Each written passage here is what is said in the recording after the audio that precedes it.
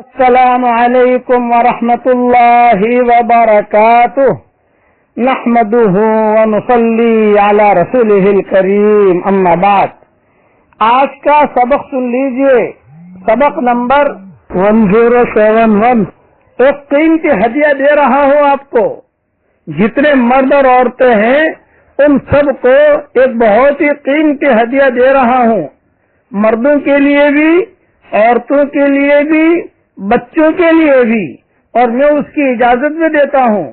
اور میں نے میرے والد صاحب رحمۃ اللہ علیہ کو بھی دیکھا، وہ بھی کبھی کبھی فارغ ہو کر آتے تھے مرکز سے تو رات کو جو ہے پڑھ کر دم کر لیا کرتے تھے بچوں کے اوپر۔ یہ اس کو حصار کہتے ہیں۔ یہ ترتیب جو بتا رہا ہوں یہ ترتیب حدیث شریف میں نہیں ہے، لیکن جو چیز پڑھی جاتی ہے وہ سارے کے سارے حدیثوں میں آتی ہے، یعنی حدیثوں کے اندر اس کا پڑھنا اپنے اپنے اعتبار سے آتا ہے، لیکن ترتیب اس کی یہ ہے، اس کا نام میں نے رکھا ہے حصار۔ پہلے درود شریف پڑھ لیجئے، پھر الحمدللہ شریف پوری سورت پڑھ لیا کریں، پھر آیت الکرسی پڑھ لیں، پھر چاروں قل پڑھ لیں، آخر میں درود شریف پڑھ لیں۔ یعنی اول اور آخر درود شریف پڑھنا، درمیان میں سورہ فاتحہ، آیت الکرسی اور چاروں قل پڑھنا۔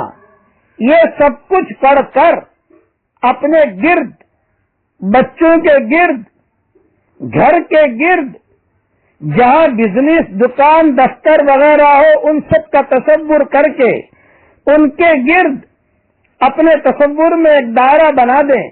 جس چیز کے گرد آپ دائرہ بنا دیں گی وہ سب چیزیں انشاءاللہ اللہ رب العزت کی حفاظت میں آ جائے گی۔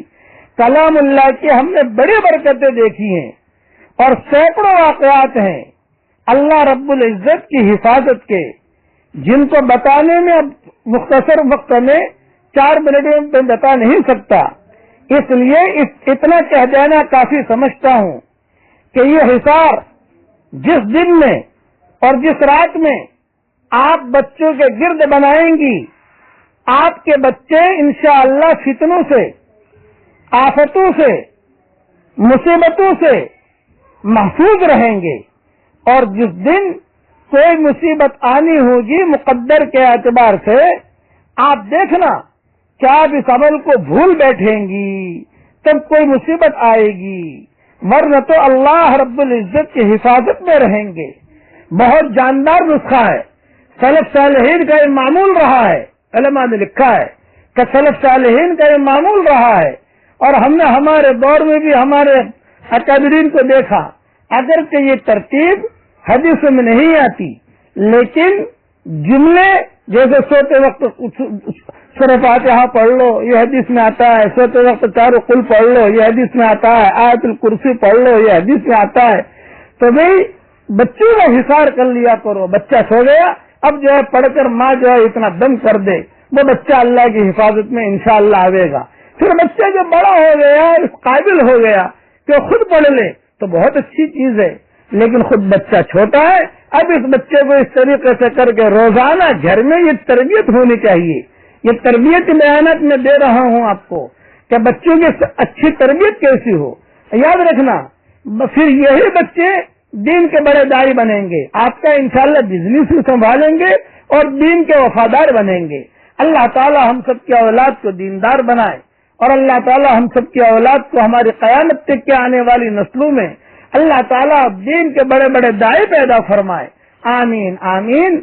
السلام علیکم ورحمۃ اللہ وبرکاتہ۔ اگلا مضمون انشاءاللہ کل عرض کروں گا۔ السلام علیکم ورحمۃ اللہ وبرکاتہ، وآخر دعوانا ان الحمد للہ رب العالمین۔